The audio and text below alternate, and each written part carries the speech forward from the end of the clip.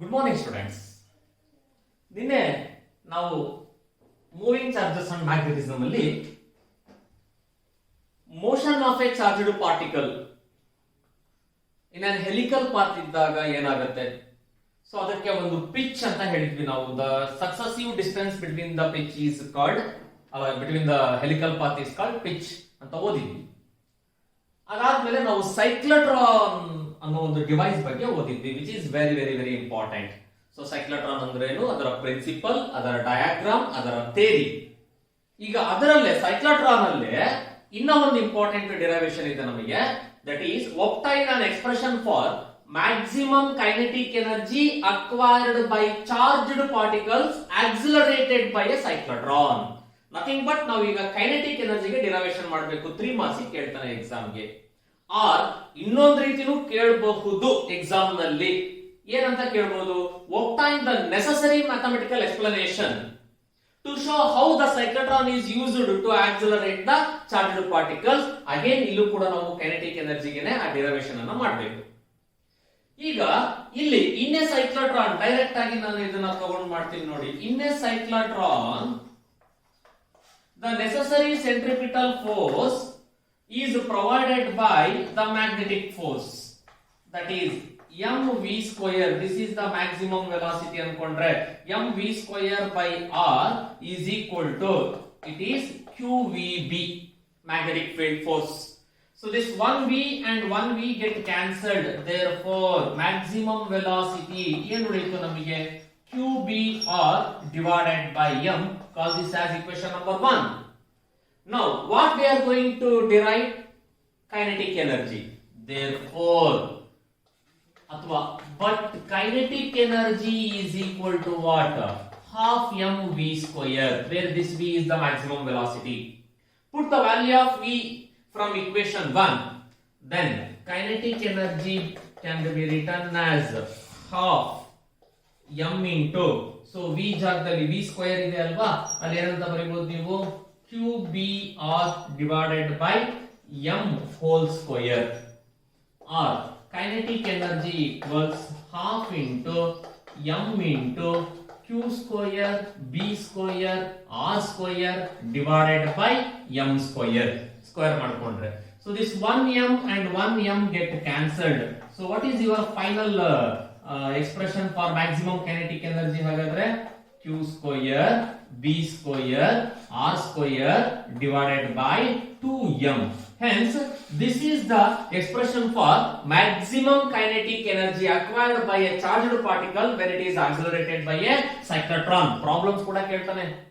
Find the maximum kinetic energy of a charged particle ಅಂತ ಕೊಟ್ಟು data ಕೊಟ್ಟಿರ್ತಾನೆ, vrm. ಆಗ ಈ ಫಾರ್ಮುಲಾ ಯೂಸ್ ಮಾಡಬೇಕು, that is q square b square r square divided by 2m. q is the charge of the particle, it is the strength of magnetic field, r ಅಂತಂದ್ರೆ radius of that path, it is m ಅಂದ್ರೆ mass of the charged particle. Okay na? Yes. So next, ಈ ಸೈಕ್ಲೋಟ್ರಾನಿನ limitations ಏನೇನು ಮತ್ತೆ ಈ ಸೈಕ್ಲೋಟ್ರಾನಿನ uses ಏನೇನು ಅಂತ ನೋಡೋಣ. I mean what are the limitations of cyclotron? They may ask for 2 marks. It is very difficult to maintain uniform magnetic field over a large area of disc. ನಾವು diagram ಅಲ್ಲಿ ನಿಮಗೆ ಸಣ್ಣದಾಗಿ ಬರೆದಿರ್ತೀವಿ, ಬಟ್ ರಿಯಲಿ ಅದು ನಮಗೆ ತುಂಬಾ bigger in size ಇರುತ್ತಲ್ವಾ disc ಗಳು. ಆ ಡಿಸ್ಕ್ ಗಳಲ್ಲಿ ನಮಗೆ ಯೂನಿಫಾರ್ಮ್ ಮ್ಯಾಗ್ನೆಟಿಕ್ ಫೀಲ್ಡ್ ಅನ್ನ ಮೇಂಟೈನ್ ಮಾಡೋದಿದೆಯಲ್ಲ, it is very difficult. Variation ಬಹಳ ಆಗ್ತಾ ಇರುತ್ತೆ. So that is the first and important limitation, which is it is very difficult to maintain uniform magnetic field over a large area of disc. The second one, which is very very very very important, at high velocities, as the velocity of charged particle goes on increases as it increases the radius. At high velocities, relativistic variation of mass of particle upsets. Mass vary ಆಗಲೇಬೇಕು, ಹಾಗೆ ಆಗುತ್ತೆ. upsets the resonance conditions. ನಾವು ತಗೊಳ್ಳುವಾಗ mass ಸೇಮೇ ತಗೊಂಡಿರ್ತೀವಿ actually ಎಲ್ಲ ಕಡೆ, but at relativistic variation of mass ನಮಗೆ ಏನಾಗುತ್ತೆ, it upsets the resonance conditions. ಅದು ಹೇಗೆ? this mv is equal to m naught divided by root of 1 minus v square by c square. This is how the mass of the particle varies with respect to velocity, where m naught is the rest mass. Particle rest ಅಲ್ಲಿ ಇದ್ದಾಗ mass m naught easy.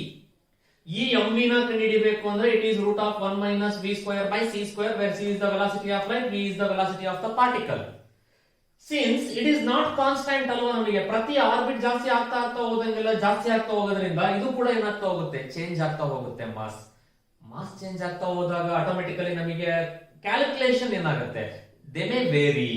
ಅದನ್ನೇ ನಾವು ಈ ತರ ಹೇಳಿದ್ದಾರೆ, at high velocities relativistic variation of mass of particle upsets the resonance conditions. ಇದೊಂದು formula ನೆನಪಿಟ್ಕೊಳ್ಳಿ, material ಬರ್ಕೊಳ್ಳಿ, ಇಂಪಾರ್ಟೆಂಟ್ ಇಲ್ಲ material actually, but last year NEET exam ಅಲ್ಲಿ ಕೇಳಿದ್ದ related, you have to write down in your material. Next, as electron mass is very very small, actually ಈ cyclotron ಏನಿದೆಯಲ್ಲ, it is used to accelerate only higher mass particles like protons, deuterons, alpha particles, like that. Electron is very very very very very very very smaller in mass alwa, 9.1 into 10 raised to minus 31 kg. Therefore they cannot be accelerated. So electrons cannot be accelerated using cyclotron. That is also a limitation. And it cannot accelerate uncharged particles like neutrons. Neutrons don't have any charge. So cyclotron is not useful, or it cannot accelerate uncharged particles like neutrons. ನೋಡಿ, ಇದು limitations of cyclotron. ಯಾವುದಾದ್ರೂ ಎರಡನ್ನ minimum ಬರೀಬೇಕು exam ಕೇಳಿದ್ರೆ, but ನಾಲ್ಕನ್ನು ಕೂಡ ನೆನಪಿಟ್ಕೊಳ್ಳಿ. Now, what are the uses of cyclotron? Actually ಅದು ಬಹಳ important. ಇದಕ್ಕಿಂತ ಬಹಳ ಸಲ ಕೇಳಿದ್ದಾನೆ, ಒಂದ್ 2-3 ವರ್ಷ ಯೂಸಸ್ ಏನು ಅಂತ. ಎರಡೇ ಅಪ್ಲಿಕೇಶನ್ ಇರೋದು ನಮಗೆ. ಏನ್ uses of cyclotron? It is used to accelerate the charged particles like ಯಾವ್ಯಾವು? Protons, deuterons and alpha particles, which are used in nuclear reactions. Nuclear physics ಅಲ್ಲಿ ನಾವು ಇದೆಲ್ಲಾ ಪಾರ್ಟಿಕಲ್ಸ್ ಗಳನ್ನು ಕೂಡ ಯೂಸ್ ಮಾಡ್ತೀವಿ. That's why it is one of the major use in our nuclear physics. It is used to accelerate protons, deuterons and alpha particles, which are used in nuclear reaction. Next, it is used to produce radioisotopes. Isotopes of the element which are radioactive in nature are called radioisotopes. So it is used to produce radioisotopes which are used in medical diagnosis and treatment. ನೋಡಿ, medical diagnosis treatment ಅಲ್ಲೂ ಕೂಡ ನಾವು ಈ cyclotron ಅನ್ನು use ಮಾಡಬಹುದು. ಇದು ಕೂಡ one of the important use. General ಆಗಂತೂ ಬರೀಬಹುದು, it is used to accelerate charged particles to high energies. The definition is itself one of its use ಆಗುತ್ತಲ್ವಾ. ಸೊ ಇದು ಇಷ್ಟೂ ಕೂಡ ನಮಗೆ cyclotron ಬಗ್ಗೆ ಆಯ್ತು. ಓಕೆನಾ? Yes. So next, Biot-Savart's law, that is the magnetic field due to a current element ಅಂತ ತಗೊಂಡ್ರೆ, ಕರೆಂಟ್ ಕ್ಯಾರಿಂಗ್ ಎಲಿಮೆಂಟ್ ಅಲ್ಲಿ ಒಂದು ಮ್ಯಾಗ್ನೆಟಿಕ್ ಫೀಲ್ಡ್ ಇರುತ್ತೆ. ಅದು ಎಷ್ಟು ಇರುತ್ತೆ ಅನ್ನೋದು ಫೈಂಡ್ ಔಟ್ ಮಾಡ್ಲಿಕ್ಕೆ this law plays a very important role. Consider xy is any conductor carrying current. Okay, if this is the current I ಅಂತ ಅನ್ಕೊಂಡ್ರೆ, ಒಂದು ಸ್ಮಾಲ್ ಎಲಿಮೆಂಟ್ ಅನ್ನ ನಾನು ಅಷ್ಟೇ ಕನ್ಸಿಡರ್ ಮಾಡ್ಕೊಂತೀನಿ. ಸೇ ಇಲ್ಲಿಂದ ಇಲ್ಲಿ ಇರ್ತಕ್ಕಂಥದ್ದನ್ನ ನಾನು ಎಲಿಮೆಂಟ್ ಆಗಿ ತಗೊಂತೀನಿ. ದಟ್ ಈಸ್ dl ಅಂತ ಅಸಂಪ್ಷನ್ ಮಾಡ್ಕೊಳ್ಳಿ. Now I am considering only this part ಅಷ್ಟೇ, dl. ಈಗ ಈ ಕರೆಂಟ್ ಎಲಿಮೆಂಟ್ ಅಲ್ಲಿ ಮ್ಯಾಗ್ನೆಟಿಕ್ ಫೀಲ್ಡ್ ನಮಗೆ ಎಷ್ಟು ಪ್ರೊಡ್ಯೂಸ್ ಆಯ್ತು ಬಿಕಾಸ್ ಆಫ್ ದಿಸ್. ಇಲ್ಲಂತೂ ಇರಕ್ ಚಾನ್ಸ್ ಇಲ್ಲ. ಇಲ್ಲಿ ಎಲ್ಲೋ ಒಂದು ಪಾಯಿಂಟ್ ಇದೆಯಪ್ಪ. ಓಕೆನಾ? Say for example this is the point P. Now you have to find the strength of magnetic field at point P. ಕಡಿಮೆ ಇರೋದ್ರಿಂದ ಅದನ್ನ dB ಅಂತ ಕರ್ಕೊಂತೀನಿ. ಸ್ಮಾಲ್ ಅಮೌಂಟ್ ಫಸ್ಟ್ ಬರ್ಕೋಣ, ಲೇಟರ್ ಫುಲ್ ಬೇಕು ಅಂದ್ರೆ ಇಂಟಿಗ್ರೇಟ್ ಮಾಡ್ತೀರಾ. Now if you join this point which is at a distance d ಅಥವಾ ಸ್ಮಾಲ್ ಇಂದ ಬರ್ಕೊಂಡ್ರು okay. This point P is at a distance d ಇದೆ ಅಂತ ಅಸಂಪ್ಷನ್ ಮಾಡ್ಕೊಳ್ಳಿ. where I is the current, dl is the current element, P is a point at a distance d from this current element, and it is the theta made by, this is the angle or theta made by the point which is perpendicular to this plane. ಹಾಗಾದ್ರೆ ಇದು ಯಾವ್ದ್ರ ಮೇಲೆ depend ಆಗಿರುತ್ತೆ? dB. ಇದೇ ಈ ಲಾ ಹೇಳುತ್ತೆ ನಮಗೆ. ಅದಕ್ಕೊಂದು ಎಕ್ಸ್ಪ್ರೆಷನ್ ಕೊಡುತ್ತೆ. ಏನ್ ಹೇಳುತ್ತೆ? this current element dB basically proportional to current first. If the current increases, the strength of the current increases, then the magnetic field also increases. This dB is directly proportional to the current element. ಈ element ಇವಾಗ ಜಾಸ್ತಿ ಆದ್ರೆ ಇದು ಕೂಡ ಜಾಸ್ತಿ ಆಗುತ್ತೆ, ಇದು ಕಡಿಮೆ ಆದ್ರೆ ಇದು ಕೂಡ ನಮಗೆ ಕಡಿಮೆ ಆಗುತ್ತೆ. And this dB is also directly proportional to the sin of the angle sin theta. ಅಂದ್ರೆ ಈ ಥೀಟಾ ನಮಗೆ ಜಾಸ್ತಿ ಆದ್ರೆ, ಓಕೆನಾ, 50 ಇರೋದು 75 ಆದ್ರೆ, 75 ಇರೋದು ಇನ್ನೂ ಜಾಸ್ತಿ ಆದ್ರೆ ಆಟೋಮೆಟಿಕಲಿ ಡಿಬಿ ಕೂಡ ನಮಗೆ ಜಾಸ್ತಿ ಆಗ್ತಾ ಹೋಗುತ್ತೆ. ಅಂಡ್ ನೋಡಿ, ಈ ಡಿಸ್ಟೆನ್ಸ್ ಇಲ್ಲಿಂದ ಇಲ್ಲಿಗಿರೋ ಡಿಸ್ಟೆನ್ಸ್ ಕಡಿಮೆ ಆದರೆ ಇದು ಜಾಸ್ತಿ ಆಗುತ್ತೆ, ಡಿಸ್ಟೆನ್ಸ್ ಜಾಸ್ತಿ ಆದ್ರೆ ಇದು ಕಡಿಮೆ ಆಗುತ್ತೆ ಡಿಬಿ. ಅಂದ್ರೆ ಏನಾಯ್ತು ಅಲ್ಲಿಗೆ, it is inversely proportional to the D square. ಇದೆಲ್ಲದನ್ನು ಕಂಬೈನ್ ಮಾಡಿದ್ರೆ ಅದೇ Biot Savart's law. Very very very important for your final exam. State and explain Biot-Savart's law ಅಂತಂದ್ರೆ, first let us consider xy is a current carrying conductor. Let dl is the current element, p is a point at a distance d from this current element, let I is the current flowing through the conductor. Then the magnetic field dB at p is directly proportional to current passing through the conductor, is directly proportional to element dl, current element dl, and directly proportional to sin of the angle theta, and inversely proportional to square of the distance from the current element. ಹಾಗಾದ್ರೆ ಇದೆಲ್ಲದನ್ನು ಸೇರಿದ್ರೆ ನಾವು you can write like this: I dl sin theta divided by d square. If you remove this proportionality symbol, ಒಂದು constant add ಆಗಬೇಕಲ್ವಾ? So ನೋಡಿ, ಇಲ್ಲಿ ಆ constant k is equal to mu naught by 4 pi. Okay, mu naught by 4 pi into I dl sin theta divided by d square. This is the mathematical form of Biot-Savart's law. Let me repeat. This law states that the magnetic field produced at P is directly proportional to current, directly proportional to length dl, directly proportional to sin of the angle theta, inversely proportional to square of the distance of the point from the current element. Mathematically, it can be written as dB equals mu naught by 4 pi, where the value of mu naught by 4 pi is 10 raised to minus 7 Henry per meter. Okay, ಇದು ಈ constant ಇನ value mu naught by 4 pi ಅಂದ್ರೆ 10 raised to minus 7 Henry per meter. mu naught ಅಂತ ಅಂದ್ರೆ ಏನು? mu naught is nothing but absolute permeability. Absolute permeability of air medium. Epsilon naught ಅಂದ್ರೆ permittivity of air medium, mu naught ಅಂದ್ರೆ permeability of air medium. ಹಾಗಾದ್ರೆ mu naught ಇನ value ಅಷ್ಟೇ ನಿಮಗೆ ಬರ್ಕೋಬೇಕು. Some times exam ಅಲ್ಲಿ ಅಂದ್ರೆ this mu naught value is what? 4 pi into 10 raised to minus 7. That's it. ಓಕೆನಾ? ನೋಡಿ, ಇದು ಮ್ಯಾಥಮೆಟಿಕಲ್ ಫಾರ್ಮ್. ಎಕ್ಸಾಮ್ ಅಲ್ಲಿ ನಿಮಗೆ ಸ್ಟೇಟ್ ಅಂಡ್ ಎಕ್ಸ್ಪ್ಲೈನ್ ಬಯೋಟ್-ಸವರ್ಟ್ಸ್ ಲಾ ಅಂದ್ರೆ ಡಯಾಗ್ರಾಮ್ ಬರೋದು, ಈ ಸ್ಟೇಟ್ಮೆಂಟ್ ಅನ್ನ ಬರೀರಿ, ವ್ಯಾಲ್ಯೂಸ್ ಬರೀರಿ. ಇದನ್ನೇ ವೆಕ್ಟರ್ ಫಾರ್ಮ್ ಅಲ್ಲಿ ಬರೀರಿ ಅಂತ ಕೇಳ್ತಾನೆ. Vector form of Biot Savart's law. Vector form of Biot Savart's law, ಇದು ಕೂಡ ಇಂಪಾರ್ಟೆಂಟ್. ಆಕ್ಚುಲಿ ಮಟೀರಿಯಲ್ ಅಲ್ಲಿ ಇಲ್ಲ, ಇದನ್ನ ಬರ್ಕೋಬೇಕು ಕರೆಕ್ಟ್ ಆಗಿ. ನೋಡಿ, if you want to write the Biot-Savart's law in vector form, vector form ಅಲ್ಲಿ ಬರೆಯುವಾಗ as usual cross product sin theta ಬರಲ್ಲ ಅಲ್ವಾ ನಮಗೆ ಅಲ್ಲಿ. So vector dB is equal to mu naught by 4 pi into I. ನೋಡಿ, cross product of current element dl ಬರಬೇಕು ನನಗೆ, ಅದಕ್ಕೆ ಇಲ್ಲೊಂದು r ಅನ್ನ ತಗೋಬೇಕು ನಾವು. ಇಲ್ಲಿ r ತಗೊಂಡ್ವಿ ಅಂದ್ರೆ ಕೆಳಗಡೆ r ಸ್ಕ್ವೇರ್ ಇರೋದು ಏನಾಗಬೇಕು? r ಕ್ಯೂಬ್ ಆಗಬೇಕು. This is not A vector, only this product is vector quantity, cross product dl cross r. This is how you are going to represent Biot-Savart's law in a vector form. That is vector dB equals mu naught by 4 pi into I dl cross r divided by r cube. ಇದು Biot-Savart's law. General ಆಗಿ ಹೇಳಿದೆ ನಾನು, statement ಬರೆದು ಈ formula ಬರೀಬೇಕು. ಇದೇ Biot-Savart's law ನ vector form ಅಲ್ಲಿ ಕೇಳಿದ್ರೆ you have to write like this and you have to observe the difference. sin theta ಇಲ್ಲ, ಕೆಳಗಡೆ r ಸ್ಕ್ವೇರ್ ಇಲ್ಲ, r ಕ್ಯೂಬ್ ತಗೊಂಡಿದ್ದೀನಿ.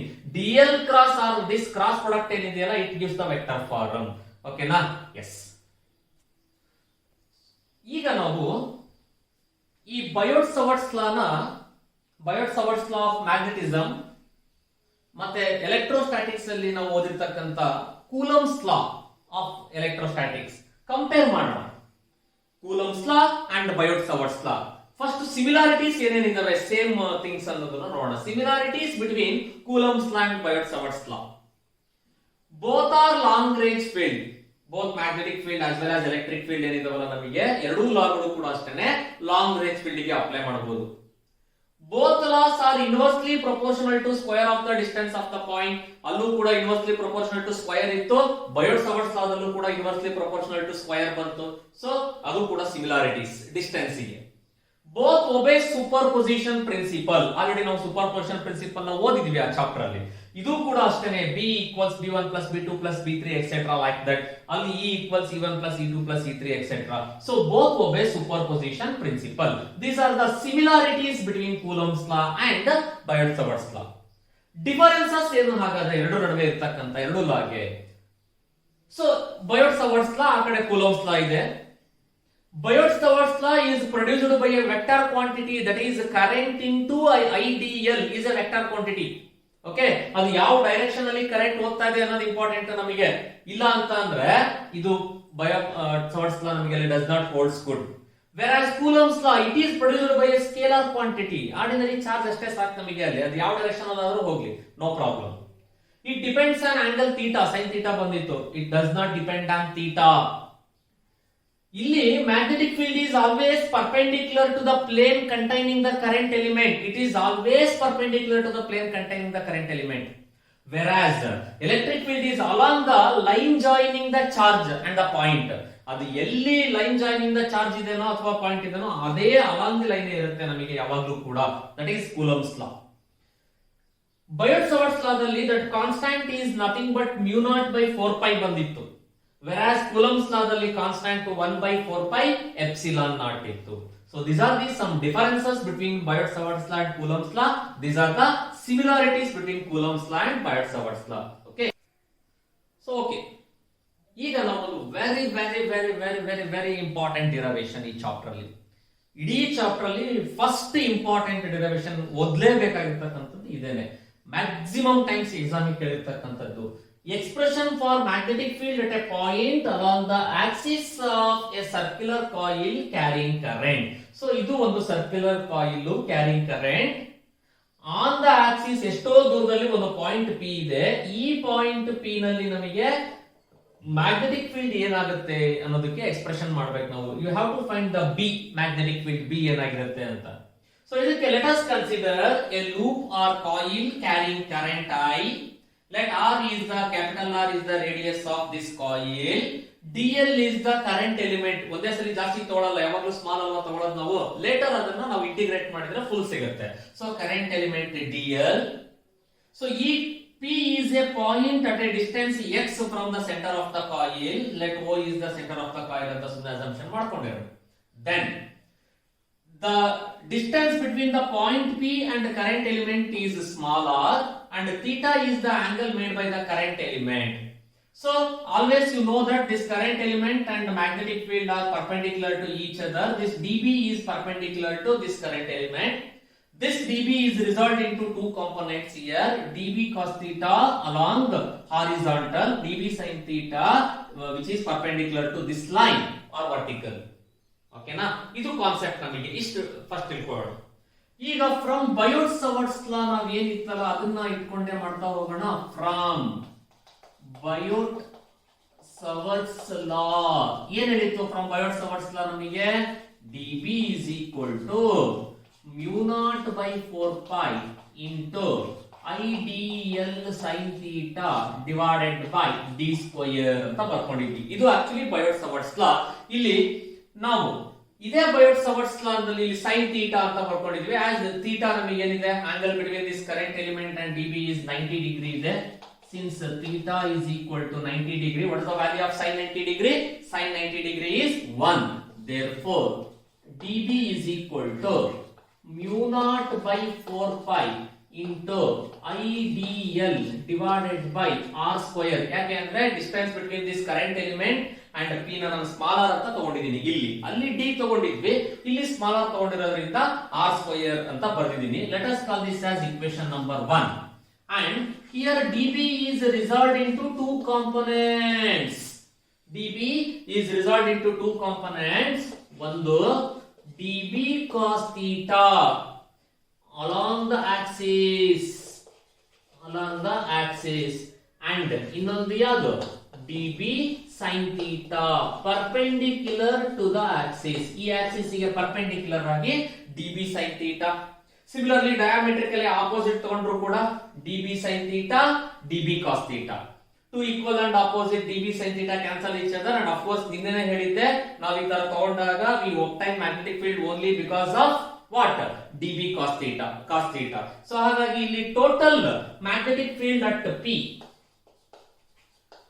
total magnetic field at the point p is given by summation db is equal to summation db cos theta.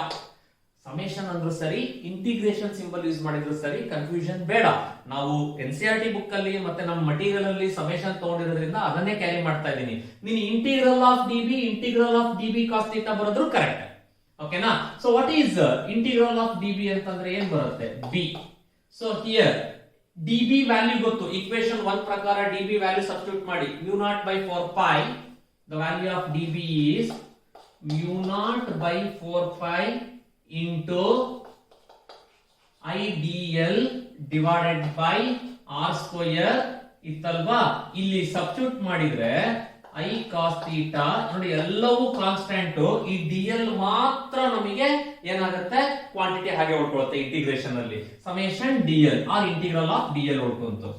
So this can be written as mu naught by 4 pi into I divided by r square into cos theta into summation dl, integral of dl. First chapter ನಾನು ಹೇಳ್ಕೊಟ್ಟಿದ್ದೆ ನಿಮಗೆ, integral of area ತಗೊಂಡಾಗ ds ಅದೇನಾದ್ರೂ cylinder ಆಗಿದ್ರೆ cylindrical area ತಗೊಂತಿದ್ರಿ, ಹೌದಾ? Spear ಆಗಿದ್ರೆ spherical area ತಗೊಂತಾ ಇದ್ರಿ. ಈಗ summation dl ಅಂತಂದಾಗ ಇದು ಸರ್ಕ್ಯುಲರ್ ಕಾಯಿಲ್, ಮತ್ತೆ ಸರ್ಕ್ಯುಲರ್ ಕಾಯಿಲ್ ಅಂತಂದ್ರೆ ಏನ್ ಬರಿಬೇಕು ನೀವು? Circumference 2 pi r. So here you have to write 2 pi r capital R because ಇಲ್ಲಿ radius of this coil is capital R. 2 pi r ಅಂತ ಬರ್ಕೊಂಡ್ವಿ ನಾವು. ಓಕೆನಾ? ಬೇಕಾದ್ರೆ ಇಲ್ಲಿ ಬರಿತೀನಿ, since summation dl is equal to 2 pi r. Now from the figure cos theta is nothing but adjacent divided by hypotenuse. That is nothing but what? R divided by R. This is the adjacent and this is the hypotenuse. So from the figure cos theta can be written as R divided by R. So cos theta ಜಾಗದಲ್ಲಿ ಹಾಗಾದ್ರೆ B is equal to mu naught by 4 pi into I by R square into R by R into 2 pi R. Correct? Okay. Now this can be written as B is equal to mu naught divided by 4 pi into this R into R ಏನಾಗುತ್ತೆ ನಮಗೆ? R square ಆಗುತ್ತೆ. Okay, so this R into R square and 1 minute. So this can be written as I into 2 pi R square divided by R cube. Okay, this is the fundamental expression for magnetic field, mu naught by 4 pi into I into 2 pi R square by R cube. But you don't know exactly the value of R. You know the value of x ಇದೆ ಅಂತ ಇಟ್ಕೊಳ್ಳಿ, and you know the value of R. ಈಗ ಈ small r ಅನ್ನ in terms of this capital R and x ಅಲ್ಲಿ ಬರಿಬೇಕಲ್ವಾ? Pythagoras theorem apply ಮಾಡಿದ್ರೆ ಮುಗಿತಲ್ಲ ನಿಮಗೆ. R square is equal to R square plus x square. This R square can be written as R square plus x square.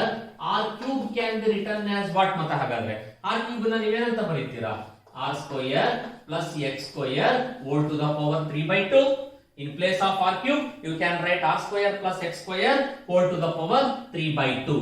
So, ಈ ಕಡೆ ಬರಿಲ್ಲ B. So, ಇಲ್ಲಿ B is equal to mu naught by 4 pi into I into 2 pi R square divided by small r cube ಜಾಗದಲ್ಲಿ ನಾವು ಏನಂತ ಬರೆಯೋಣ? R square plus x square whole to the power 3 by 2. So this is R square plus x square. Now This is another form of expression for the magnetic field at a point along the axis of a circular coil. Mu naught by 4 pi into I 2 pi r square by r square plus x square to the power 3 by 2. But usually ನಾವು ಇಲ್ಲಿ ಏನು ಮಾಡ್ತೀವಿ, when compared to this radius of the bigger circular coil ಗೆ ನಮಗೆ when r ಇದು ಬರಿಬೇಕು exam ಅಲ್ಲಿ. Actually ಈ ಎಕ್ಸ್ಪ್ರೆಷನ್ ಇಲ್ಲಿವರೆಗೂ ಕೂಡ ಡಿರೈವೇಶನ್ ಅನ್ನ ಮಾಡಬೇಕು. This is very very very important. mu naught by 4 pi into I 2 pi r square. Suppose n number of terms ಇದ್ರೆ, for n number of terms, for n number of terms, ನಾವು ಒಂದು term ಅಷ್ಟೇ ಇಟ್ಕೊಂಡು ಮಾಡಿದ್ವಿ ಅಲ್ವಾ, ಅದೇ n number of terms ಇದ್ರೆ 10 12, ಆಗ ಏನಾಗುತ್ತೆ, this is mu naught by 4 pi into n into I into 2 pi r square divided by r square plus x square whole to the power 3 by 2. ನೋಡಿ ಇಲ್ಲಿವರೆಗೂ ನೀವು ಡಿರೈವೇಶನ್ ಅನ್ನ ಮಾಡಬೇಕು. n terms ಅಂತ ಕೇಳಿದರೆ, ಇಲ್ಲ ಬರೀ 1 ಟರ್ಮ್ ಅಂತ ಕೇಳಿದ್ರೆ ಇಲ್ಲಿವರೆಗೆ ಮಾಡ್ತೀರಾ. ಅದೇ ಅಟ್ ದ ಸೆಂಟರ್ ಕೇಳಿದ್ರೆ, ಇವಾಗ at the centre of the coil ನಾವು at point outside the coil on the axis ಮಾಡಿದ್ವಿ. ಇವಾಗ ಅದೇ ಅಟ್ ದ ಸೆಂಟರ್ ಅಂತ ಕೇಳಿದ್ರೆ x ವ್ಯಾಲ್ಯೂ ಏನಾಯ್ತು ಇಲ್ಲಿಗೆ, at the centre of the coil x is equal to ಏನಾಗುತ್ತೆ, 0 ಆಗುತ್ತೆ. ಮತ್ತೆ x ಗೆ 0 ಹಾಕಿದ್ರೆ ವ್ಯಾಲ್ಯೂ ನೀವು ಎಬವ್ ಎಕ್ಸ್ಪ್ರೆಷನ್ ಏನಾಯ್ತು, b is equal to mu naught by 4 pi into n into I into 2 pi r square divided by, ಇದು 0 ಆಯ್ತಾ, r square whole to the power 3 by 2, square get cancelled, ಏನು ಉಳಿತು, r cube, this r square get cancelled, 2 pi 1s are 2 pi 2s are. So at the center ಏನ್ ಬಂತು expression ನಮಗೆ, ಹಾಗಾದ್ರೆ mu naught n I divided by 2r. This is the expression for magnetic field at the center of the coil. or at the center of the coil ಕೇಳಿದ್ರೆ ಇಲ್ಲಿವರೆಗೂ ಮಾಡಬೇಕು derivation. Just on the Axis ಅಂತ ಕೇಳಿದ ಅಂದ್ರೆ ಇಲ್ಲಿವರೆಗೆ ಮಾಡ್ಬೇಕು. ನೋಡಿ ಬಹಳ ಇಂಪಾರ್ಟೆಂಟ್ ಡಿರೈವೇಶನ್ ಇದು. Initially consider A circular coil of radius r, like dl is the current element, I is the current, p is a point at a distance s from the center of the coil, r is the distance between the point p and the current element. Biot-Savart's ಇಲ್ಲಿ Biot-Savart's law ನ first ನೀವು apply ಮಾಡ್ಕೊಂತೀರಾ. mu naught by 4 pi into I dl sin theta by d square. The angle between this current element and the magnetic field is 90 degree. Therefore, sin 90 is 1. mu naught by 4 pi into I dl by r square. This dB is resolved into two components, dB cos theta and dB sin theta. Diametrically opposite apply ಮಾಡಿದಾಗ ಇಲ್ಲೂ dB sin theta, dB sin theta cancel, it is nullified. dB cos theta ಉಳಿತು.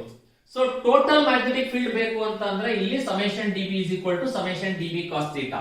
Value substitute ಮಾಡ್ತಾ ಹೋಗಿ simplify ಮಾಡಿ. ನೆನ್ಪಿಟ್ಕೋಬೇಕಾಗಿರೋದೇನು, summation dl ಅಂದ್ರೆ 2 pi r, cos theta ಅಂದ್ರೆ r divided by r. Next ಈ small r ಅನ್ನ ಕ್ಯಾಪಿಟಲ್ R ಮತ್ತೆ x ಇಂದ ಬರಿಬೇಕಲ್ವಾ. Small r is equal to r square plus x square, r cube ಅಂದ್ರೆ r square plus x square whole to the power 3 by 2. n number of terms ಕೇಳಿದ್ರೆ n ಇಂದ multiply ಮಾಡಿದೆ. ಅದನ್ನೇ centre ಕೇಳಿದ್ರೆ ಅವನು mu naught ni by 2r. Centre ಅಲ್ಲಿ ಒಂದೇ term ಇದ್ರೆ mu naught I divided by 2r. ಇದನ್ನ ಪ್ರಾಕ್ಟೀಸ್ ಮಾಡಿ, which is very very very important. ಓಕೆನಾ? Thank you.